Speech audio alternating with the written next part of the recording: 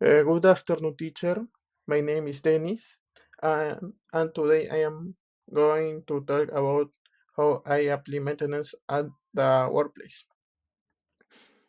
First, I always follow safety procedures before working with an electrical system.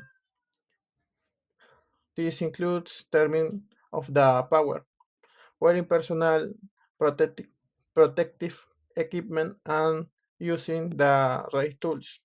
Second, I inspect electrical installation regularly. I check for damaged cable, loose connection, and sync of overheating. This helps prevent electrical failures and ensures everything works correctly.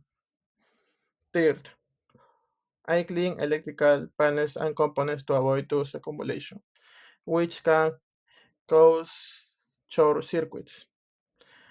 Also, I update the maintenance log and report any uses to my supervisor immediately. Preventive maintenance is very important to avoid accident and expensive repairs.